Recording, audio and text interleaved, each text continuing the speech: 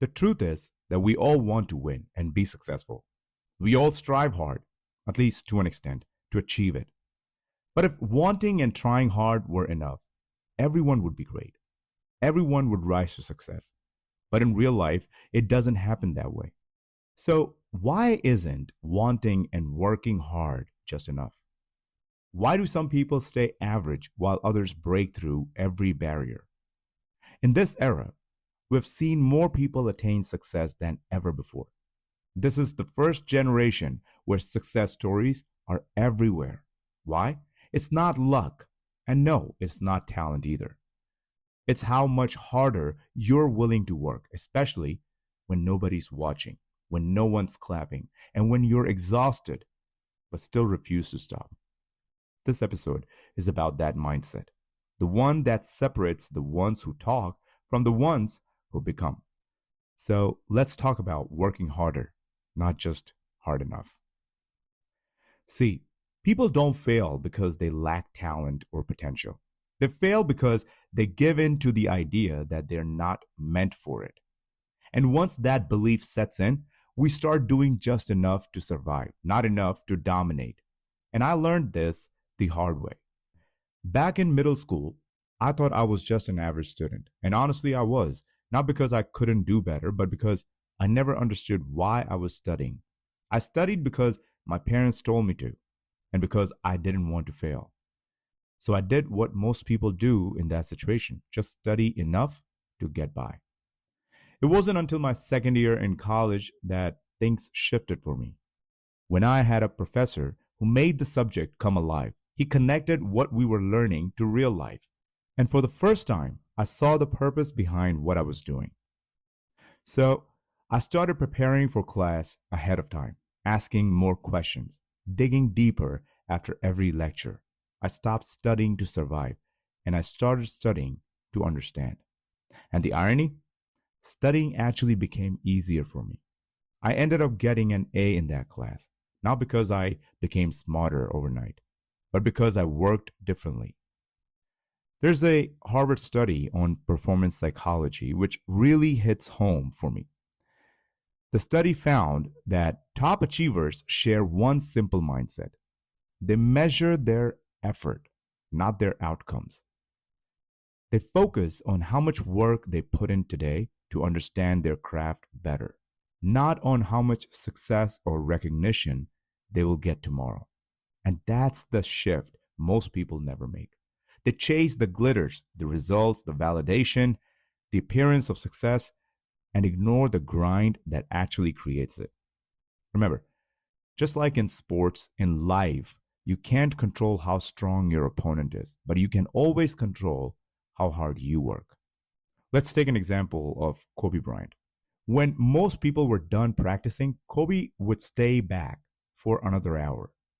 And during one of those practice sessions, he actually told his teammate, I'm not leaving this gym until I make 800 shots. And no, he's not talking about 800 attempts. He's talking about 800 makes. Let's talk about Cristiano Ronaldo.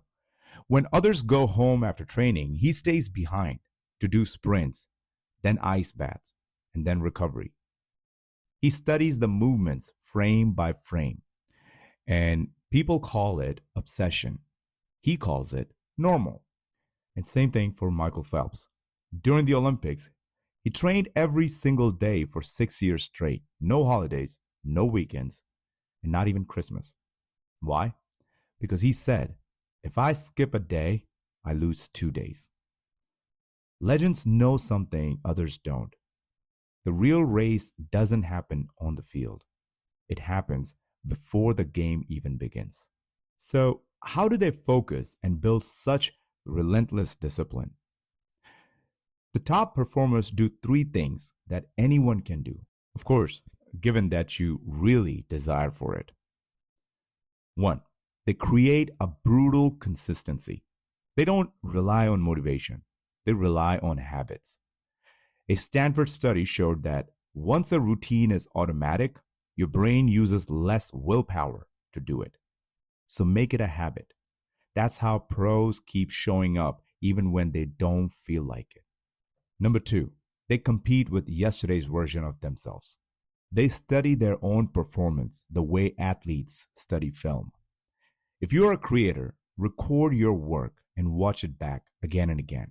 If you're an athlete, review your plays and see where you can improve. If you're in business, track your habits and see where you're losing money. Every day, find one way to get sharper, faster, or smarter. Number three, they surround themselves with accountability. Kobe had Tim Grover. Ronaldo had his recovery team. Tiger Woods had his swing coach. They built environments that forced them to stay elite. And here's something powerful. Psychologists at the University of Penn found that simply believing someone is working harder than you makes you put 30% more effort. That's why greats don't isolate. They train around other killers. Now, let's talk about confidence, not the fake, I'm the best kind of confidence. I'm talking about the confidence that comes from evidence. You can't fake the kind of confidence that comes from knowing you outworked everyone else. When you have put in hours, the sweat, the nights, your body remembers it. You walk differently, you speak differently, you perform differently, you feel differently. That's why the greats are calm under pressure. They're not scared, they're prepared. Here's one truth that I live by. When you prepare more than your opponent, you can look them in the eye and remain confident because you have done your best to remain competent. And you don't have to be an athlete to apply this. If you're a student, it means studying that extra hour when others are still scrolling on Instagram, TikTok, Facebook, wherever it is.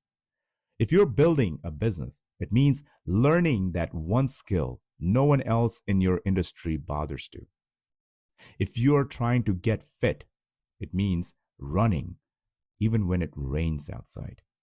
See, hard work is the great equalizer. Talent can open the door, but work is what keeps you in the room. Every day, ask yourself, did I work harder than the person who wants the same thing that I do? If the answer is yes, you're winning, even when you're not seeing results yet. To wrap it all up, here's the summary. You can't always control the outcome, but you can always control your effort. When your opponent is sleeping, you should be training. Because in the end, the one who wins isn't the most gifted, the most connected, or the most lucky. It's the one who refuses to stop. And if you ever forget that, try to remember this line from Muhammad Ali. He said, I hated every minute of training, but I said, don't quit. Suffer now and live the rest of your life as a champion. You don't have to love the grind. You just have to love what it will make you become. Thanks for listening. If this episode pushed you, share it with someone who needs that reminder today. And remember, if you're not working harder than your opponent is already winning.